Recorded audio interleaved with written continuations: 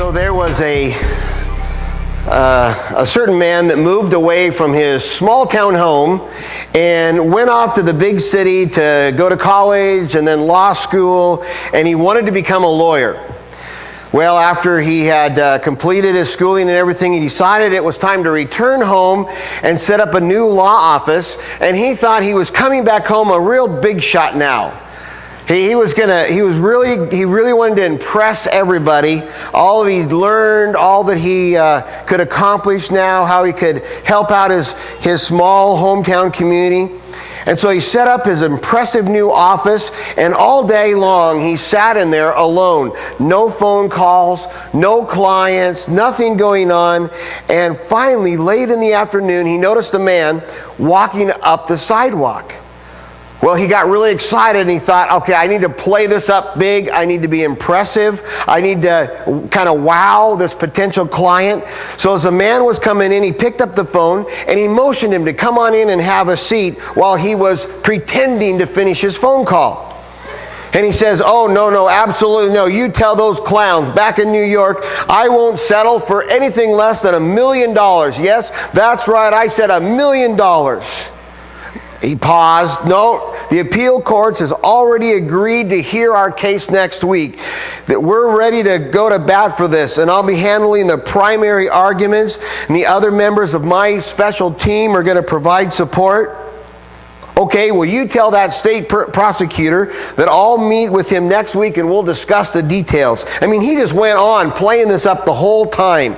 You know, for several minutes it went on and on while the attorney's visitor patiently listened, and as he rattled off all these instructions. Finally, the lawyer hangs up, he says goodbye, hangs up the phone and sets it down. He turns back to this man. He says, I'm sorry about the delay. As you can see, I'm very, very busy, but what can I do to help you? And the man replied, well, I'm from telecom. I'm here to connect your telephone.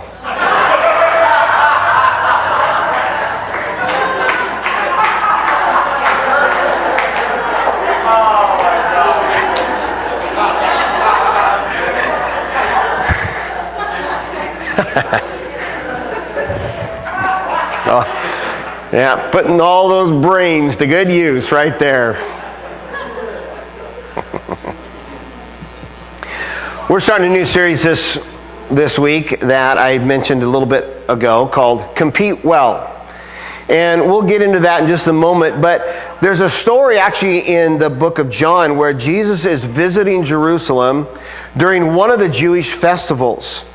And while he's there, he's visiting around, he's kind of touring the area, and he goes to a place that he was probably very interested in, because we know that the down and outs, the hurting people, those that are struggling through life, often were at the center of the heart of Christ's ministry. And so he visits a place called the Pools of Bethesda.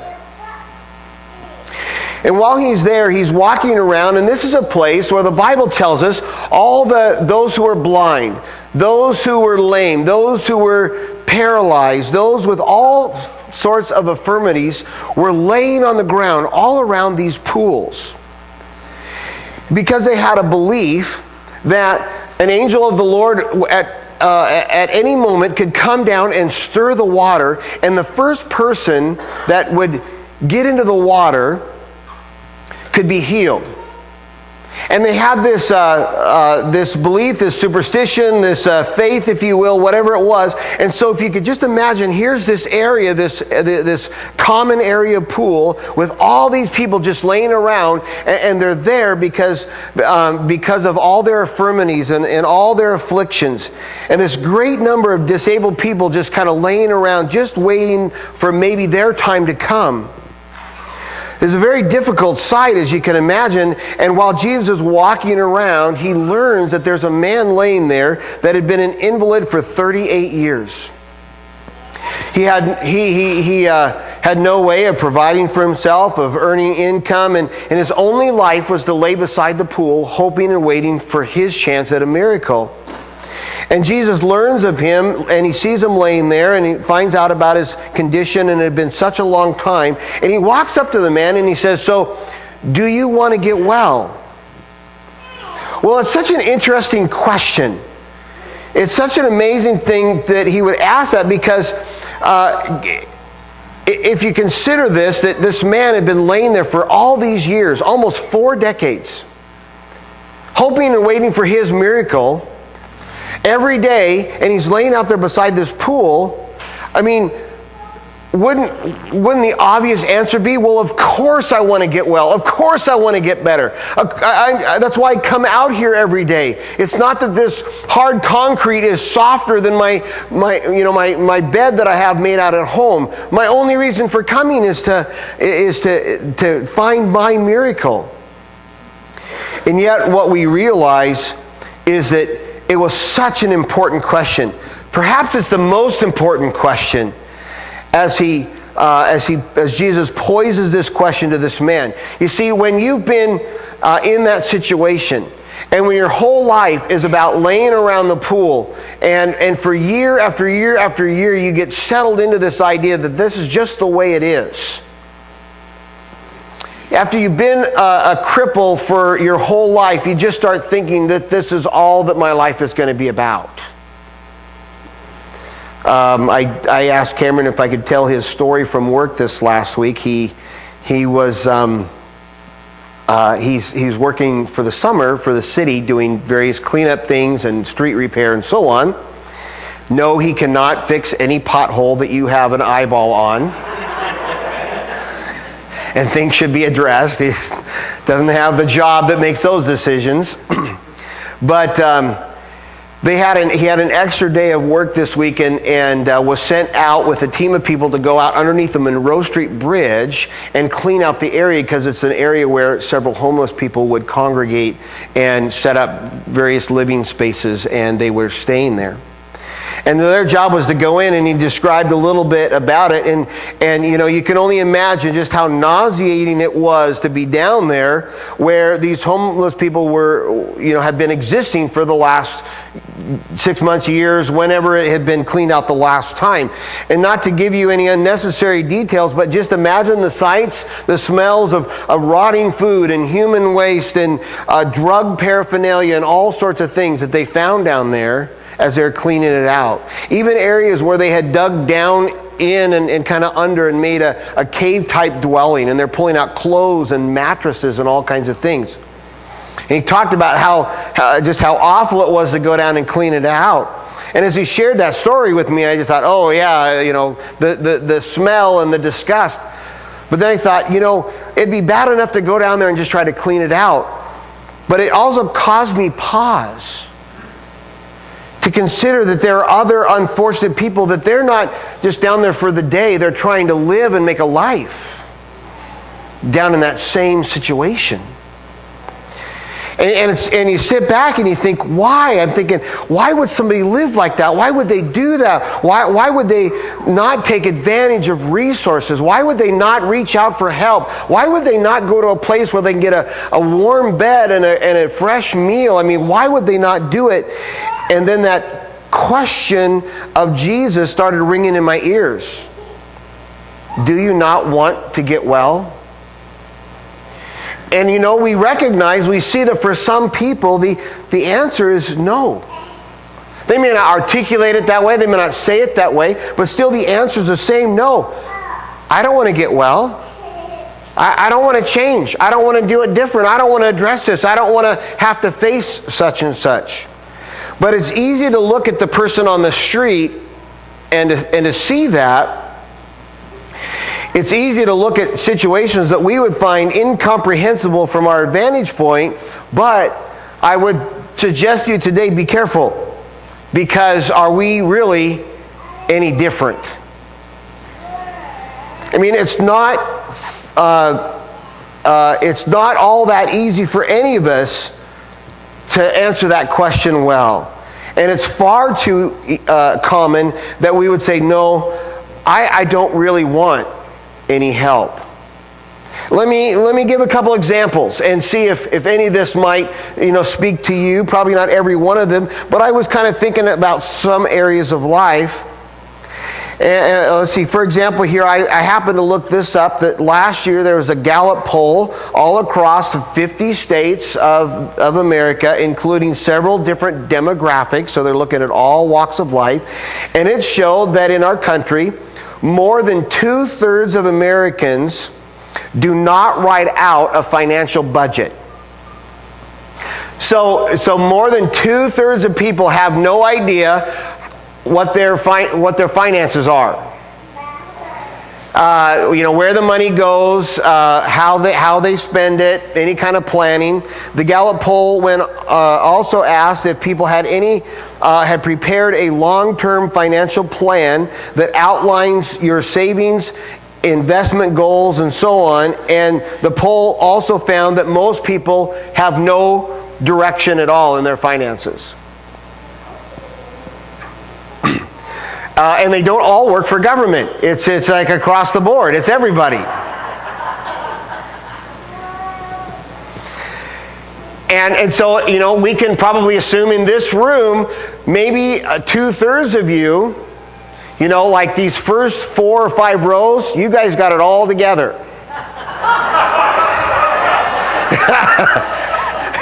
All the rest of us, we don't have a clue where our money went last week. 2/3. Amazing. Yeah, that's why these guys are buying lunch today, because we're broke. The rest of us are broke.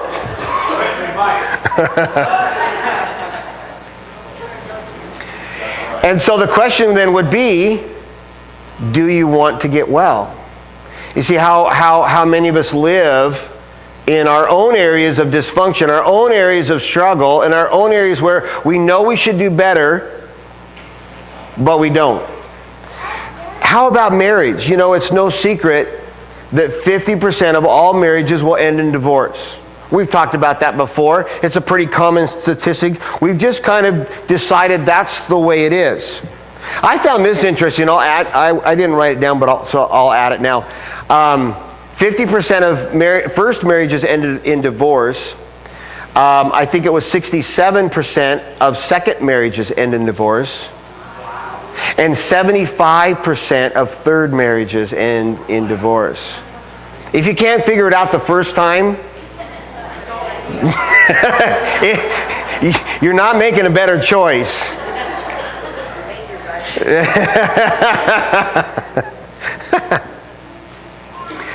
And as I thought about it, what's interesting though is that when compared to people who are single or widowed or cohabitating because they're afraid to get married, or they're maybe divorced or separated, when you compare them together, married people still score the highest in a positive feeling of well-being.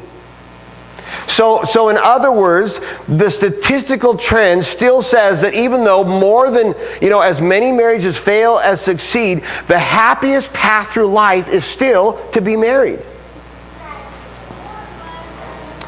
The best way to go. We see it over and over and over that marriage is the best vehicle for better health, better finances, better family structure, better communities and society, on and on and on. God's design for the family is the best thing for us, and yet usually we just let it fail. Most couples find it very difficult to reach out for help when their relationship is in trouble. I've talked with lots of couples that I'm kind of their last resort. Nothing else is working. We're just about ready to give up. Sometimes they already have given up. They're just coming in to talk with the pastor one last time. And I've run into it over and over and over. They could reach out for a mentor. They could read a book together. They could go to a seminar. They could get counseling. But the biggest issue is back to Jesus' question. Do you want to get well?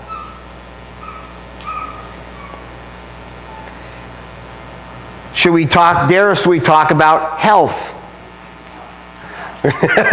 Okay, we're going to skip that one.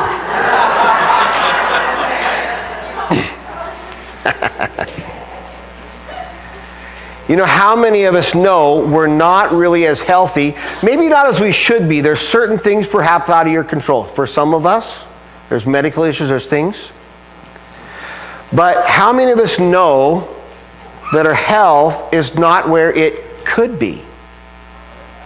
our activity level, our diet and our habits, our weight, all these kinds of issues. Maybe it's been a while since you've been to a doctor and you know something should be looked at. I mean, what about areas of health? Does not Jesus' question still apply? Do you want to get well? Last area, and it's an area of lots of things, because I was just kind of wondering what else can we put in here, and this is kind of a mixed bag. Does anyone in here have a bad habit?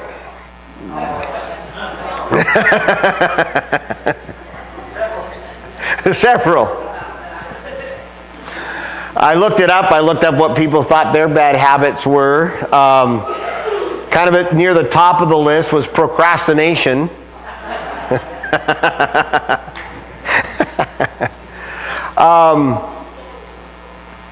I've locked my office so nobody can check on me on this next one, but being messy, disorganized, and messiness sometimes can also fall over into health issues and so forth. Does anybody have the bad habit of wasting too much time on television or internet?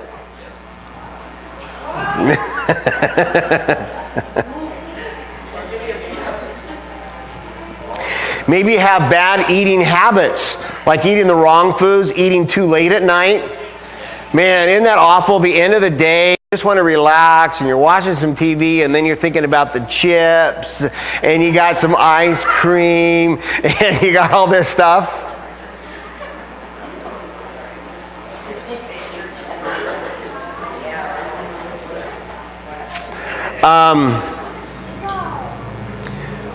There's other things we can certainly look at. There's other bad habits. Smoking. I've never met a smoker that says they are glad they're a smoker. Every one of them that I've talked about, they just wish they couldn't. They wish they never started. They wish they could say whatever, but they continue. I mean, it's the same question, right? Do you want to get well? How about shopping and overspending? I mean, if you're walking aimlessly and endlessly through the mall, eventually the credit card's coming out, right? Eventually you're going to be buying something. Eventually you're going to be, putting your money out there. And if you're walking the center of the mall and then you're getting right out, see, that's exercise. They let you do that. But I think there's a reason the mall lets and even likes people to come and walk that center aisle. They're hoping you'll pause at a window. They're hoping you'll exit through one of the main stores. See, we have all kinds. Now, there's other areas too. And I won't ask you to answer on these, but we might want to take a serious look for a moment. You see, there are other things that, bad habits are unfortunate. Maybe they should be addressed. Maybe they should be changed. But then there are other things that move into addictions where people are really trapped in some form of destructive behavior. And, hey, our churches are full of people with compulsive needs for some substance or some activity, and their life is out of control. People get lost in things like gambling, drugs, pornography, alcoholism, and their life is trapped. It's clamped down. They're stuck and they don't know how to get out. They don't know what to, and typically, so what they're doing is they don't address it at all. They're trying to survive. They're trying to hide. They're trying to move it on, whatever it might be. But when that question would be asked, do you want to get well? The answer is no. And they hide their behaviors so that they can keep doing what they've been doing. These behaviors will take people places they never thought they would go, and it'll cause them to do things they never thought they would do. And sometimes we're willing to lose everything before we're willing to address an issue in our life that ought to be addressed. They would readily admit they need to change, but be reminded of that operative question. And where is it for each and every one of us? What is the thing in our life? What is the area of our life? What relationship? What aspect? What part do we have to deal with when we're asked that question? Do you want to be healed? Do you want to get well? You see, just like the cripple, Jesus can rescue us. Jesus can heal us. Jesus can use us. But first, he asks us the same question. He asks you this question. And you know, I'm not even really to the point of the message yet. I'm not really into what we want to talk about. I'm trying to take some time on this point, and yet, even though we're not really there today, because I'm trying to make the case that this is the reality of most of us. This is the reality of ourselves. This is the way we tend to operate and who we tend to be. That even though we may know that we need to or even want to change something, or we need to do something about an issue of our life, it does not mean that we actually will do something about our life. Even though we may know that what we need to do does not mean we'll actually go ahead and do that thing, address that issue, take care of that part of our life. Now, there's lots of other issues, and actually over the next few weeks, we'll talk about a few specifically, some that maybe we've mentioned, and some others. Because I'm just scratching the surface of the types of topics that could be mentioned in this area. You know, last few weeks we've talked about dealing with pain. 2 weeks ago I gave a talk about forgiveness. And I got lots of feedback, and I got lots of response, and people that seemed to hit a nerve for a few people. Well, have you done anything about it? You see, we can hear the words, we can be challenged, we can sit and take it in, but we can also just as easily walk out the door without responding to whatever God might say to our heart. Is there anybody you need to forgive that you haven't forgiven yet? Is there any pain in your life that you haven't dealt with yet? Do you have any issue of anger that you might need help with? And you know it's there, and you know you've got to deal with it, you've got to do something. It's all just to say that we have to admit that sometimes we might recognize that we should do a thing, we ought to do a thing, but still may not actually do it. And we have a tendency to just let our life drift by, like sitting next to the stream, and the breeze is flowing, and time is passing away. Well, I said I wanted to take you to 1 Timothy chapter 6 and verse 12 and just share a verse with you, and I hope it would kind of settle in. In 1 Timothy 6:12, it says, "Compete well for the faith, and lay hold of that eternal life you are called for, and make your good confession for in the presence of many witnesses." Now, I've heard that verse so many times in other translations that says, "Fight the good fight of faith." Maybe you've heard it that way. But this last Tuesday, on my phone, this verse came up as the verse of the day. Got a little spot on my phone, and every day there's a new verse. And this is the verse that came up, and it said, "Compete well for the faith." And I never heard it that way before. That's in the New English Translation, is that version. And I didn't even recognize the verse at first. And I was looking, so I went in, I looked it up to see what it was. But that idea, compete well for the faith, just really stuck with me. You see, last week, we were gone on vacation.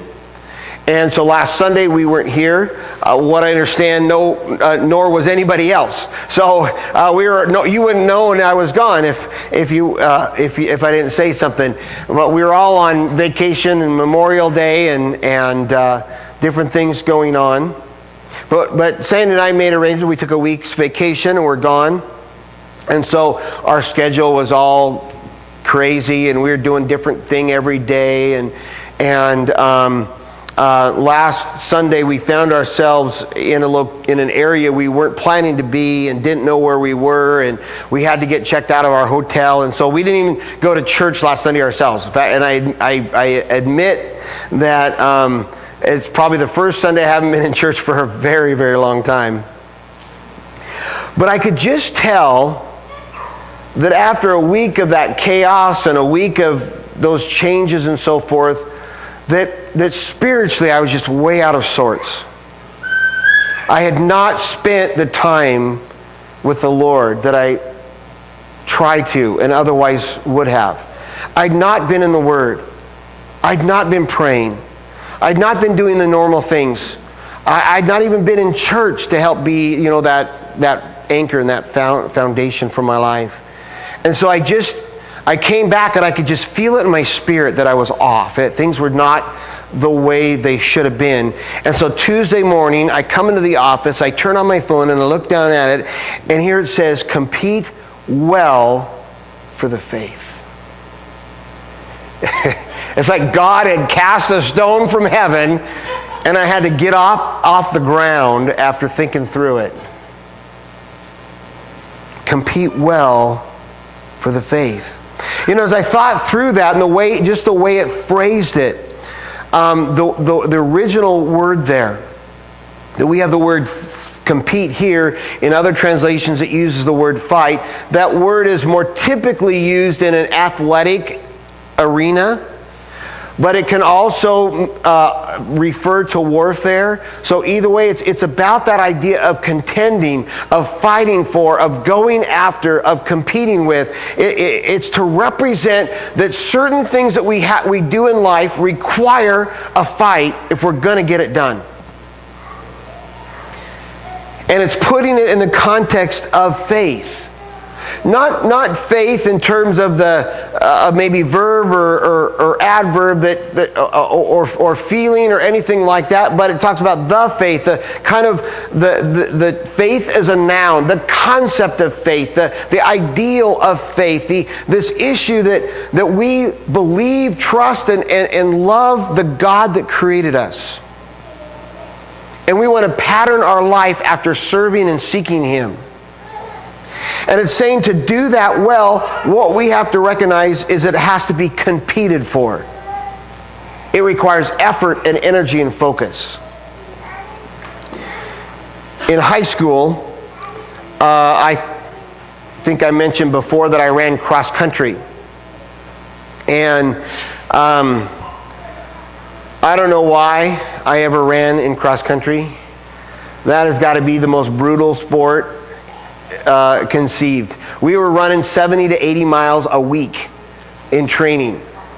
And not just running it, a lot of it was charging hills and jogging back down, or sprinting laps around the track and then taking little cool-off laps. So it wasn't just, out here and back. It was hard, laborious work every day trying to condition and prepare our bodies for the meets. When I went to Central Valley High School out in the valley, go Bears, down with the U-High Titans. That's all I got to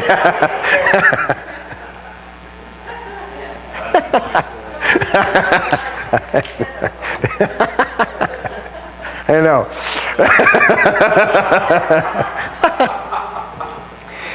And so I was running for Central Valley, and a track meet or a cross-country meet was about a 3-mile race through pretty unique terrain and areas and so forth. And I remember my very last meet. It was district meet, and I'd been in cross-country for 3 years probably, and this was the very last race in my high school career. This was going to be the last one, and it was all done. And I thought, I might as well, this is it. I'm going to put everything out there, everything I got, lay it all on the line, give it one last shot, and see how it all turns out. Now, currently, I was probably running about 7th or 8th place in terms of our varsity boys. That day, I got a personal best. I ran my 3 miles in 15 minutes flat.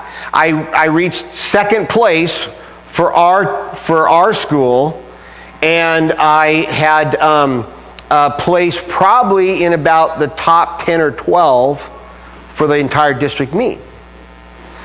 And it was just amazing. I got an MVP award, I got a Most Improved award, I got da-da-da-da-da.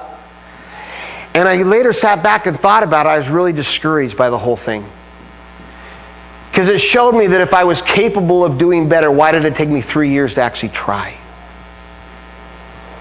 If I was capable of attaining a better time and competing better, why did I allow myself just to run at the back of the bus? But I recognize that I have a tendency in my life to do that. Maybe you do too. A tendency in life to just get by, to just do what's necessary, to just kind of do what needs to be done to make it through that day, that hour, that moment, without giving life our best. And here, so we have this mentor, Paul, the apostle, taking this young guy, Timothy, under his wing, setting him up to lead his own congregation and pastor a church. And he says, now listen, and this is the final chapter of this book, of this letter. And he's finishing out his thoughts, and he warns them first about all these different things. Now watch out for this, and this is a distraction, and this could take the wind out of your sails. So be careful of this, this, and this, and this. And he gives them all these areas, but then he kind of ties it all up and says, "But for you, you know what I really want? Is I want you to compete well for the faith." Is that how you think of your spiritual walk? Your Christian walk? That you're not only fighting, you're not only contending, you're not only competing, but you're also doing it well to take hold of the eternal life that you've been called towards. What did Christ leave out? What did Jesus kind of leave on the table, so to speak, when his life was through? What did he not accomplish? What did he not finish? What did he not kind of get done during his time here on earth? It's probably rather appropriate that when he was hanging on that cross, he shared a handful of words, and the last two that he said were, "It's finished." He'd done everything he'd been called to do. He'd completed every task that God had set before him. He had given every last drop of blood in his body to accomplish the work of God. He showed us a pattern, an example, a way of how we should live and contend for our faith. We've got to do it well if we're going to do it at all. And it's so easy for us to be half-hearted and kind of so-so. I was kind of considering this and thinking about it, that we have a tendency in life to kind of believe or think, and we even say this from time to time, we kind of say, well, it'll all work out in the end. It'll be okay. Don't worry. Don't get frustrated. Don't fret. And we don't want to worry, but